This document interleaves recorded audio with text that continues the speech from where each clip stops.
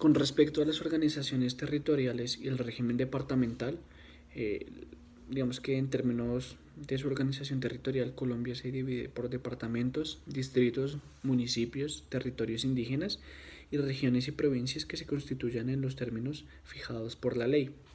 En este sentido, en primera instancia es pertinente tener en cuenta la autonomía de las entidades territoriales. La Constitución Política de Colombia establece en el artículo 286 y 287 los derechos a los que se hacen beneficiarios las entidades territoriales eh, autónomas, que principalmente se constituyen en que pueden gobernarse por autoridades propias, ejercer las competencias establecidas por la ley, administrar recursos y establecer tributos necesarios para cumplir sus propósitos y también participar en las rentas nacionales.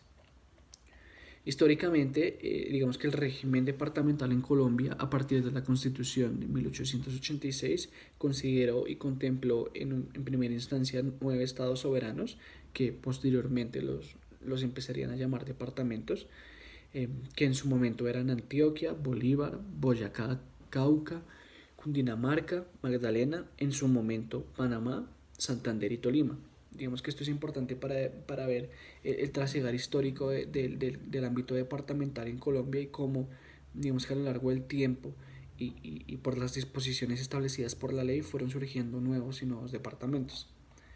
Ya en 1903, pues Panamá declaró su independencia y a lo largo del tiempo empezaron a surgir nuevos departamentos como Huila, Nariño, Caldas, Chocó, Meta. Entonces es relevante tener en cuenta que la formación de los departamentos empieza a darse principalmente a comienzos del siglo XX. Esto con el fin de entender cómo esto, digamos que este régimen departamental casi durante todo el siglo pasado se rigió por la Constitución de 1886, fue hasta la Constitución de 1991 que elevó al rango de departamentos lo que en su momento se denominaban intendencias y comisarías, con el objetivo de que se lograra lo que hoy en día se conocen como los 32 departamentos que constituyen la totalidad del territorio, pues, de la República de Colombia. Digamos que en ese momento lo que las intendencias y comisarías que empezaron a determinarse como departamentos eran Amazonas, Arauca, Casanare, Guainía, Guaviare. Digamos que esto es importante para entender hoy el día el ordenamiento territorial, pues, de nuestro país. ¿Qué características o qué particularidades tiene el régimen departamental? En primera instancia, es una entidad territorial integrada por municipios y bajo la autoridad de un gobernador.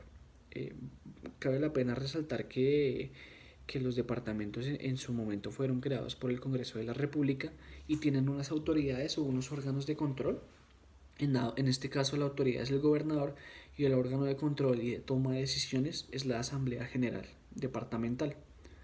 Los departamentos tienen las características que tienen autonomía en su gestión, tienen autoridades propias, cuentan con personería jurídica y hacen, digamos que tienen una hacienda pública departamental. Esto es importante debido a que es a partir de esto que se entiende la existencia de tributos de carácter nacional y de carácter, digamos que regional o departamental. Ahora bien, existe dentro de esto, se establece que el Congreso Nacional, en el artículo 297, el Congreso Nacional puede decretar la conformación de nuevos departamentos. Es importante tener en cuenta que para que se pueda formar un nuevo departamento se tiene que cumplir con unos requisitos específicos exigidos por la Ley Orgánica de Ordenamiento Territorial. En la medida en que estos sean aprobados, pues se podrá hacer, digamos que, proclamar la creación de un nuevo departamento por parte del Congreso de la República. Existe una categorización presupuestal de los departamentos. Esto está estipulado en el artículo 302 de la Constitución Política y digamos que este va acorde a la capacidad de la gestión administrativa y fiscal. También acorde a la población. Cabe resaltar que digamos que la misma financiación y la misma gestión administrativa y fiscal varía acorde a la cantidad de población que tenga el departamento. Entonces, en la tabla que van a ver aquí a continuación, pues se muestra cómo es la categorización de los departamentos acorde a la población, el número de habitantes y los recursos corrientes de destinación. Se establece que los gobernadores tienen la capacidad de determinar mediante un decreto la categoría en la que se encuentra clasificado el departamento para el siguiente año. Esto es importante tener en cuenta, digamos que este proceso de categorización del departamento para entender cómo se va, digamos que a desarrollar el gasto público de ese departamento y el control sobre este mismo gasto. De igual forma, como parte de la categoría es determinar pues, la población, este proceso será llevado a cabo por el DANE. Bueno, las asambleas departamentales tienen las características principales pues de que son corporaciones políticas político-administrativas de carácter colegiado. Estas, digamos que se escogen al mismo momento de la elección